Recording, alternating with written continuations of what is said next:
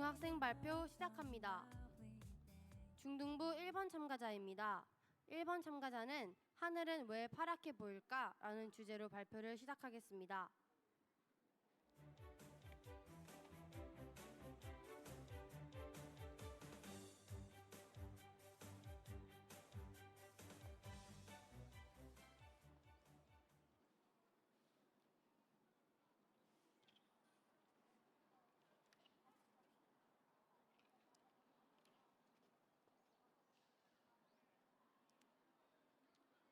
안녕하세요. 그럼 지금부터 하늘이 파랗게 보이는 이유에 대한 설명을 시작하겠습니다. 여러분, 해가 뜨면 왜 세상이 밝아질까요? 그렇죠. 바로 태양빛 때문에 지구의 세상이 밝아지게 됩니다. 그런데 무지개를 보면 알 수 있듯이 태양빛은 보라색에서부터 빨간색까지 모든 빛깔이 섞여 있는 파동의 일종입니다. 이렇게 보시는 바와 같이 태양빛의 색깔 중 푸른색 계열의 빛은 상대적으로 짧은 파장을 가지고 있고 붉은색 계열의 빛은 상대적으로 긴 파장을 가지고 있습니다. 태양빛이 지구로 들어올 때에는 지구의 대기층을 통과하게 되는데요. 이 대기층을 통과할 때 태양빛은 수소분자, 산소분자와 같은 여러 기체분자와 충돌하게 됩니다. 이때 이 기체분자의 크기는 매우 작은데요. 이렇게 작은 크기의 입자에 빛이 부딪히게 되면 파장이 짧을수록 더 많이 산란되는 형상을 가지고 있습니다. 따라서 긴 파장을 가진 붉은색 계열의 빛은 공기 중에서 대부분 투과되어 우리 눈엔 닿지 않게 되고, 파장이 짧은 푸른색 계열의 빛이 산란되며 공기 중으로 퍼져 우리 눈에 보이게 되는 것입니다. 따라서 하늘은 푸르게 보이는 것이지요. 하지만 가시광선 중 보라색 계열의 빛은 푸른색 계열의 빛보다 파장이 더욱 짧습니다. 그럼 우리 눈에는 하늘이 보라색으로 보여야 합니다. 하지만 그렇지 않죠. 그 이유는 보라색 계열의 빛은 푸른색 계열의 빛에 비해 빛의 양이 매우 적습니다. 따라서 우리 눈엔 잘 닿지 않게 되고 하늘은 푸르게만 보이는 것입니다. 하지만 여러분도 아시다시피 하늘이 꼭 푸르지만은 않습니다. 저녁 노을은 붉은색으로 보이기도 하지요. 그 이유는 저녁 때가 되어 태양의 고도가 낮아지면 태양빛은 우리 눈에 닿기 위하여 더 두꺼운 대기층을 통과해야 합니다. 이 과정에서 파장이 짧은 푸른색 계열의 빛은 멀리서부터 대부분 산란되어 우리 눈엔 닿지 않게 되고, 따라서 뒤이어 산란된 긴 파장을 가진 붉은색 계열의 빛이 산란되며 우리 눈에 닿게 되는 것입니다. 그래서 저녁 때는 붉은색 노을을 보게 되는 것입니다. 이상 하늘이 파랗게 보이는 이유에 대한 설명을 마치겠습니다. 감사합니다. 이상 중등 1번 참가자의 발표였습니다. 다음은 중등부 2번 참가자입니다. 2번 참가자는 AI의 퍼지 이론을 주제로 발표하겠습니다.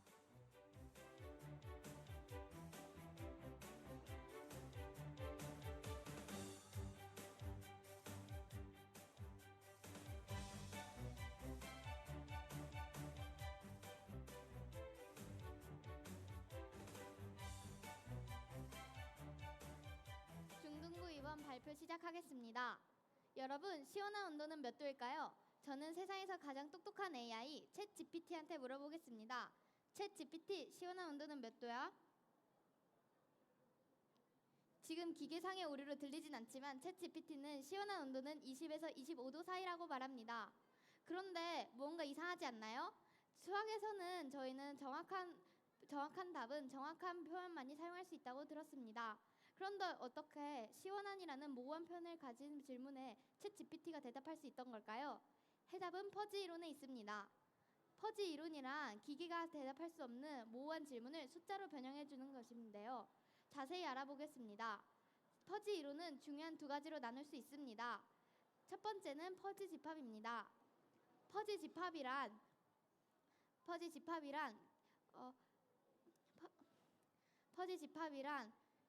일반적인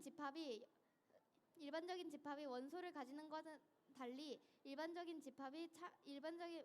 원소에 대해 참을 지니는 값으로 나뉩니다.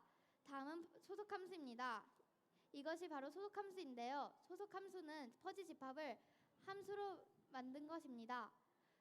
0에 갈수록 점점 낮아지고 1에 갈수록 점점 낮아지는데요. 0에 갈수록 이 집합에 덜 속하고 1에 갈수록 이 집합에 강하게 속하는 함수입니다. 아직도 퍼지 집합이 어려우시다고요? 제가 알려드리겠습니다. 여기 맛있는 소고기가 있습니다. 곧 저희 아빠의 생신이 돌아오시는데 저는 이 소고기를 웰던으로 구워서 드리고 싶습니다. 그런데 저는 어떻게 굽는지 모릅니다. 그래서 저는 챗 GPT한테 질문해 보았습니다. 그러자 챗 GPT는 60에서 65도 사이로 구워야 된다고 말하더군요. 따라서 저는 챗 GPT와 퍼지 이론 덕분에 소고기를 맛있게 구울 수 있게 되었습니다. 우리가 살아가고 있고 살아가야 할 4차 산업시대, 꼭 필요한 퍼지 이론을 앞으로 생각해 보면서 살아가는 건 어떨까요? AI와 퍼지 이론은 떼어야 뗄 수 없는 관계에 있습니다. 지금까지 들어주셔서 감사합니다. 중등부 2번이었습니다. 이상 중등 2번 참가자의 발표였습니다.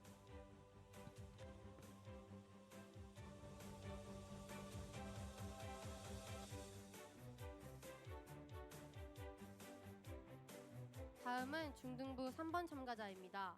3번 참가자는 알에서 태어난 박혁것의 True or False 라는 주제로 발표를 준비했습니다.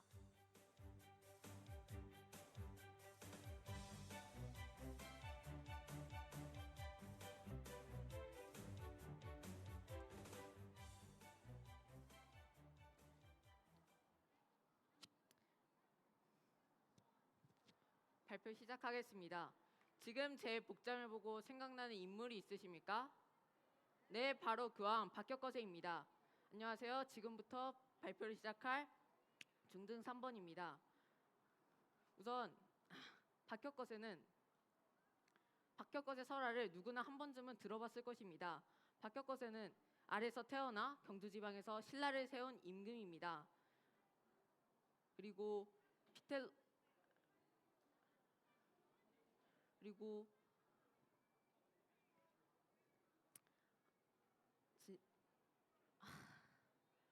비텔로 제니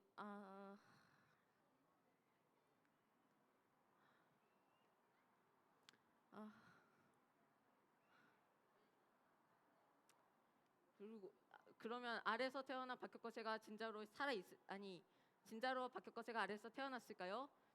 그것이 진실인지 아니면 거짓말인지 밝혀보도록 하겠습니다. 이를 위해선 비텔로 제닌의 이해가 필요합니다. 비텔로 제닌은 산란성 동물의 알을 구성하는 성분으로 암컷에서 특이적으로 발현하는 난황 전고 단백질입니다. 그리고 비텔로 제닌 유전자는 노른자 위를 만드는 유전자인데 알 속에 존재하는 비텔린의 전구물질입니다. 여기서 비텔린은 노른자 위의 주성분이 인단백질입니다. 그리고 비텔로 제닌을 가지고 있으면 알을 낳는데 닭은 이 유전자를 3개 가지고 있습니다. 하지만 인간은 이 유전자를 아예 가지고 있지 않은데요. 인간과 같은 포유류의 경우 비텔로 제닌 유전자가 카세인 단백질을 만드는 카세인 유전자로 변형되어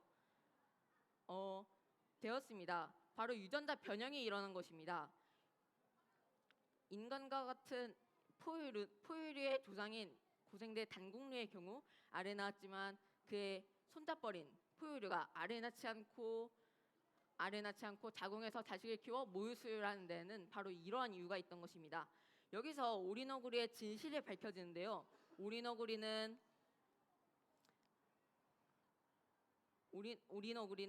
비텔로 제닌 유전자 3개 중 2개를 잃고 나머지 하나가 남아있어 알을 낳지만 모유 수유라는 세상에서 가장 특이한 포유 동물이 되었습니다.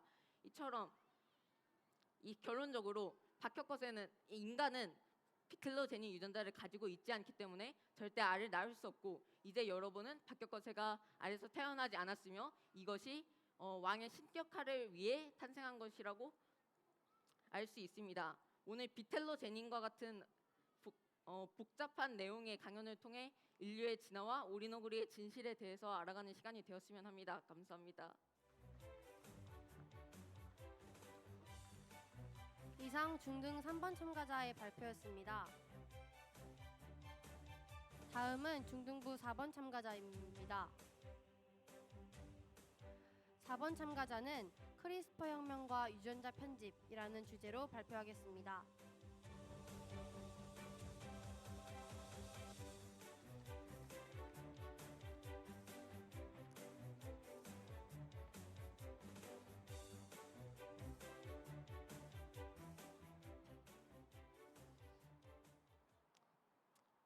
중등부 4번 발표 시작하도록 하겠습니다.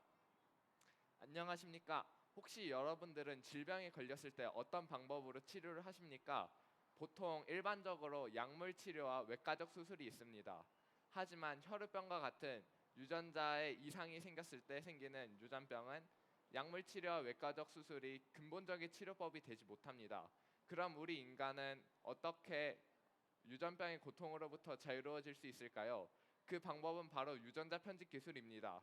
하지만 초기의 유전자 편집 기술은 너무 효율이 없고 장비도 비싸고 시간이 많이 들기 때문에 사람들이 많이 사용을 하지 못했습니다. 하지만 이때 마법같이 신기술이 한 개 등장하게 됩니다. 바로 크리스퍼 캐스9입니다. 혹시 여러분들은 세계에서 가장 오래되고 중대한 싸움이 누구인지 아십니까?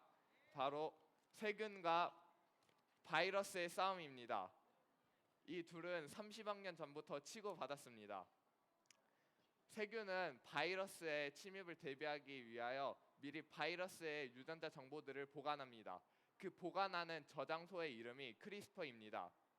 예를 들어서 경찰들이 범죄자의 정보들을 서랍에다 보관하는 것과 같은 원리입니다. 근데 범죄자의 정보만 있으면 뭐합니까? 범죄자를 잡지 못하죠. 범죄자를 잡을 경찰이 필요합니다. 그 경찰 역할을 하는 것이 바로 캐스9입니다. 만약 세포가 자기가 바이러스에 감염된 걸 알면은 그 바이러스의 암기 서열을 바탕으로 그래서 RNA 조각을 만들어냅니다. 이 RNA 조각을 몽타주로 삼아 이 캐스9과 합쳐지면은 이 DNA를 자를 수 있게 됩니다. 그런데 만약 이 RNA를 우리가 원하는 것으로 바꿀 수 있다면 어떻게 될까요? 맞습니다. 우리에게 바로 그 기술이 생긴 것입니다. 우리가 RNA를 유전병을 일으키는 DNA로 바꾸면은 우리는 치료할 수 있을지도 모릅니다. 크리스퍼 캐스9 기술은 생명의 수억 년 동안 진화와 그리고 또 거의 지구상에 있는 모든 생명들의 유전자를 조작할 수 있다는 점이 장점입니다. 하지만 단점으로는 생명 윤리와 사회적 불평등을 일으킨다는 것도 있습니다. 그럼 저는 사람들이 공익을 위해 이 기술을 쓰길 바라며 이상으로 발표를 마치도록 하겠습니다. 끝까지 들어주셔서 감사합니다. 이상 중등 4번 참가자의 발표였습니다. 다음은 중등부 5번 참가자입니다. 5번 참가자는 광합성을 하는 동물 엘리지아 클로로티카를 주제로 발표하겠습니다.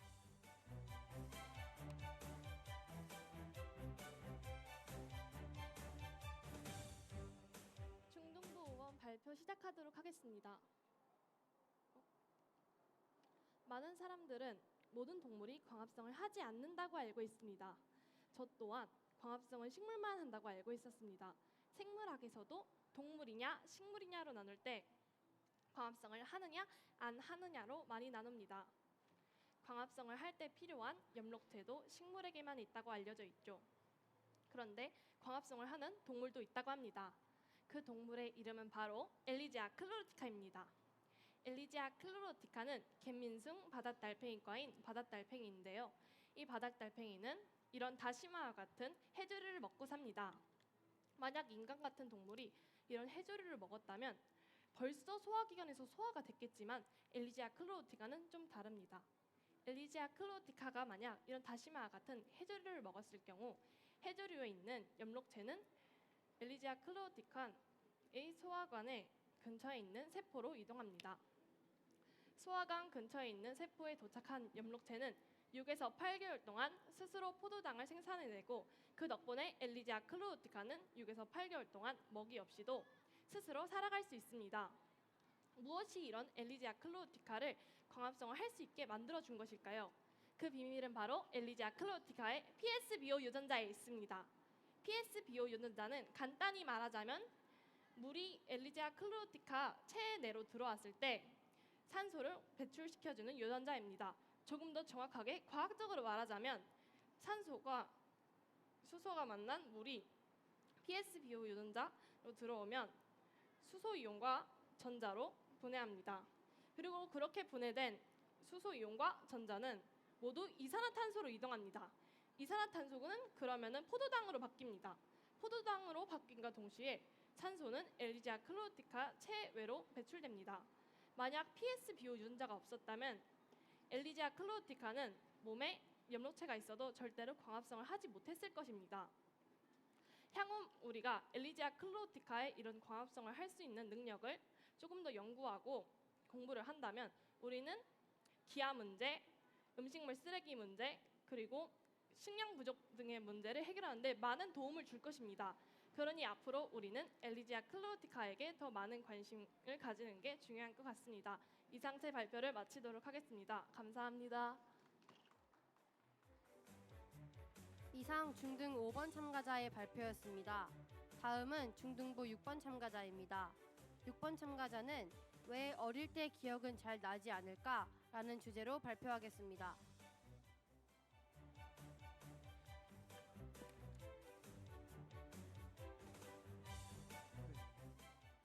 중등부 6번 발표 시작하겠습니다. 왜 우리는 3세 이전의 기억을 하지 못하는 것일까요? 만약 3세 이전의 기억을 한다 하더라도 그 기억은 머릿속에서 만들어낸 상상, 즉 허구일 가능성이 높습니다. 저의 첫 기억은 4살 때 처음 제주도로 오는 배에서 내릴 때인데요. 그 이전의 기억은 전혀 나지 않습니다. 기억을 연구하는 과학자들은 사람들이 3세 이전의 기억을 거의 하지 못하며 4세에서 7세의 기억도 매우 불완전하고 단편적이다는 사실에 주목했습니다. 과학자들은 이를 유아기억 상실증이라고 명명했습니다. 그렇다면 왜 우리는 3세 이전의 기억을 하지 못하는 것일까요? 저는 토론토 어린이병원의 신경과학자인 프랭클 랜드와 조슬린 보브의 연구를 통해 이거를 설명해 보고자 합니다.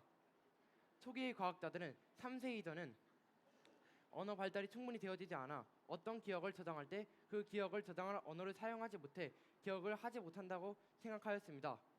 그러나 프랭클 랜드와 조슬린 부부가 언어 능력이 없는 생쥐에서도 유아기억 상실증이 나타난다는 것을 실험을 통해 밝혀내게 되면서 이 가설이 깨지게 됩니다. 그 후 과학자들은 유아기억 상실증의 이유로 뇌 발달 때문이라고 설명합니다. 뇌에서 기억을 관장하는 해마가 생후 36개월 이후부터 본격적으로 발달하기 때문에 그 이전의 기억은 잘 나지 않는다는 것입니다. 프랭클 랜드와 조슬린 부부는 뇌의 발달 과정 중 신경 형성 과정에 대해 주목했습니다. 뇌에서 기억을 관장하는 해마의 신경세포인 뉴런이 급속도로 많이 생겨나게 되면서 새로운 뉴런들이 기존의 뉴런 간의 연결을 끊어버리게 됩니다. 그러면서 자연스럽게 기억이 삭제되게 되는 것이죠. 그들은 새로운 뉴런이 오래된 기억을 지움으로써 새로운 기억을 위한 길을 내주는 유용한 역할을 하고 있다고 말했습니다. 그들이 실험을 통해 이를 증명했는데요. 유아기억 상실증이 나타나던 새끼쥐에게 뉴런의 생성을 억제하는 약물을 투입하였더니 어린 시절의 기억을 더 잘 유지했습니다. 반면에 어른쥐에게 뉴런의 생성을 늘리는 운동을 시켰더니 쉽게 기억을 잊어버리는 증상이 나타났습니다. 다시 말해 뉴런의 생성을 억제한다면 어린 시절의 기억을 더 잘 할 수 있다는 것입니다. 그들의 연구는 상당히 설득력 있지만 아직 인간에게까지 적용될 수 있는지는 더 많은 후속 연구가 필요하다고 합니다. 많은 과학자들이 뇌와 기억에 대한 연구를 거듭함에도 아직도 풀리지 못한 미스터리들이 있다는 게 신기했습니다. 현상에 대한 의문을 가지고 그 의문에 대해 연구하는 과정이 정말 흥미롭고 의미 있다고 생각되었습니다. 앞으로 얼마나 많은 과학자들이 얼마나 많은 미스터리들을 해결할지 기대가 됩니다. 이상으로 발표를 마치겠습니다. 감사합니다. 이상 중등 6번 참가자의 발표까지 모두 마쳤습니다. 중학생 본선 참가 6팀에게 다시 한번 큰 박수 부탁드립니다.